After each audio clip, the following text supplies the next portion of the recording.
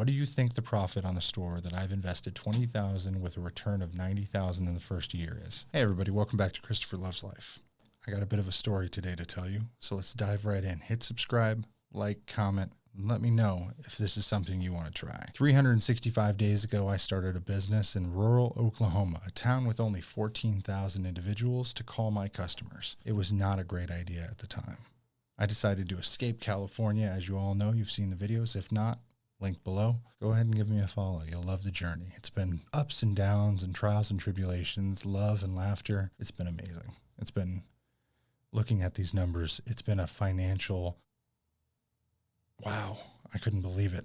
Just a shocking moment. So when we first moved out here, we thought I would do everything remote in my stores in California and I wouldn't have a concern.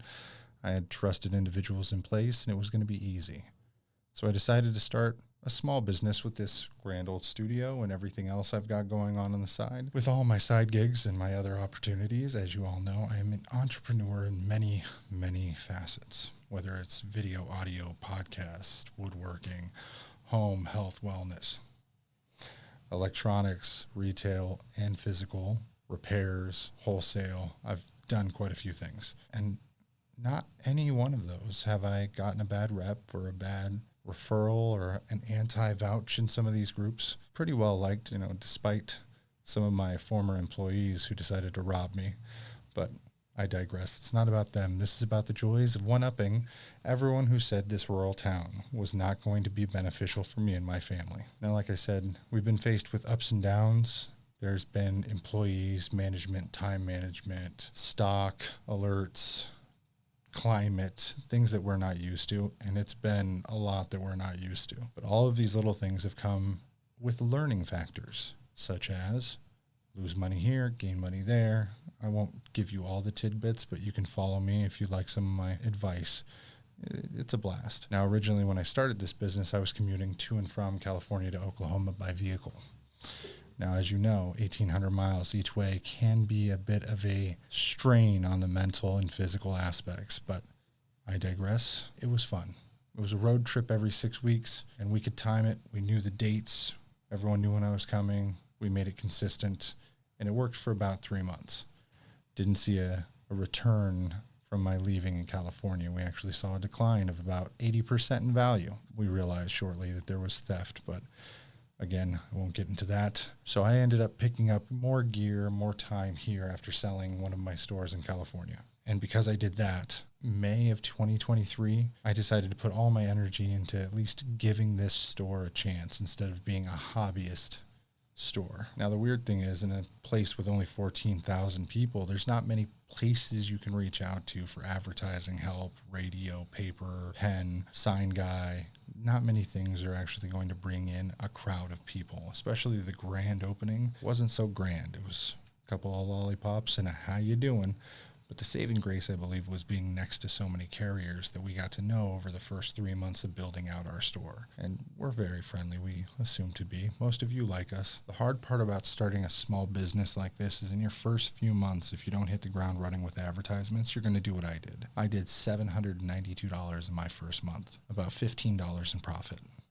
Because we gave away repairs, yes, gave them away, for basically nothing to get our name out there. Now, and one critical misstep, as I will explain later on in the video, and this is a big one, I didn't name my store correctly. Nobody knows what I do. Shh, I'll tell you why later.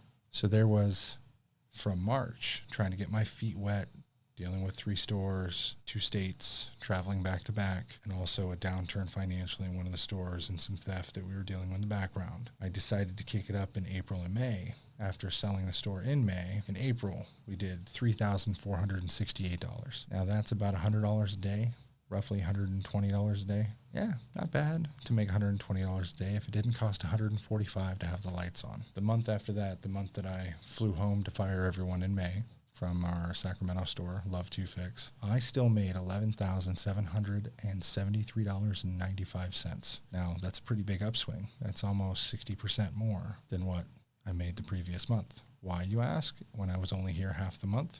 I can't tell you why. Maybe our name was getting out there. Balls started rolling, but not a dime spent on advertising to that moment. And this is where it kicks up. When I came back June 1st, after selling my Sacramento store, getting paid, all of that money, transferring all the liabilities into the new owner's name and taking it on for myself, that this is going to be the only store that I'm fully responsible for. The other partnered store, that's self-managed. I get a check. I don't care. Tell me why I ended up doing $19,905.55 with no employees. Almost $12,000 profit. That's $3,000 a week, you'd say. Now, this consistency stays pretty steady up until the winter months where we go down to the low 16s, 17s. But on the back end, we're now Etsy website, our Made by Love site, our Love Family site, wholesale farmers markets, and Facebook Marketplace, eBay. So we got 6 other resources for income, not just Square.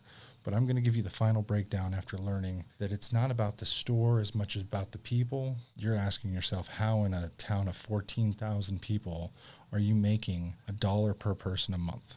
How? This seemingly unconventional choice in the middle of podunk nowhere for $20,000 has yielded you profit in the first 4 months. How? I can't tell you how. All I can say is it was good luck, good conversation, and good timing, especially to be very petty about losing a store and hundreds of thousands of dollars, to turn it all around at the end of the year when I get my 365th day done, which is yesterday. And boy, did I have a drink.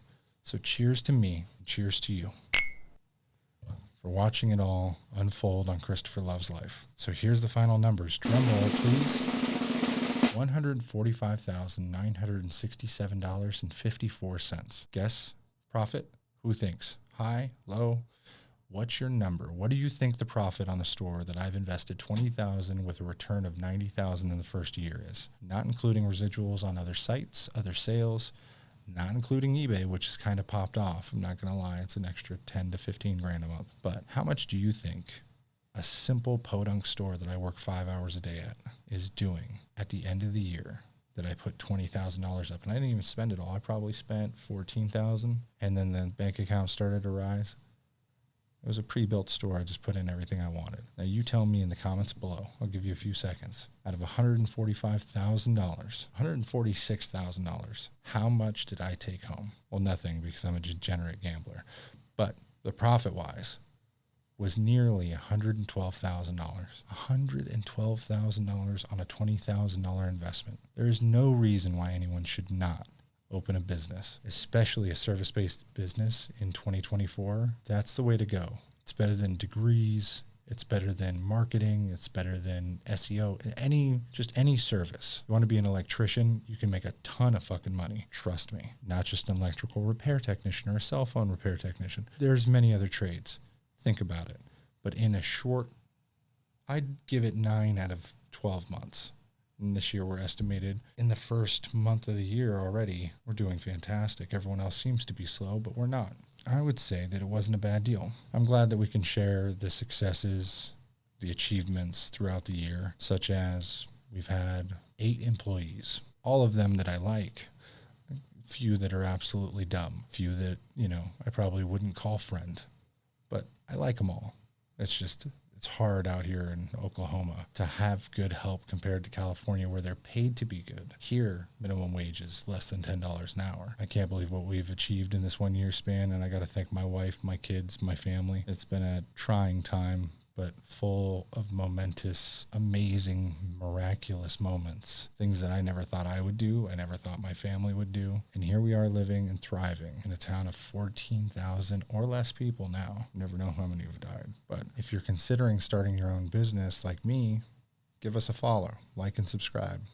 You might see something you like. You might get some information you need. And I don't mind sharing. There's no gatekeeping here. Until next time, keep loving life. Keep chasing those dreams. I'll see you next time. Yeah, life can be super happy, life can be super sad. I'm trying super hard to separate the good and bad. I go back to my future just to get to my past, but knowing me, my DeLorean will probably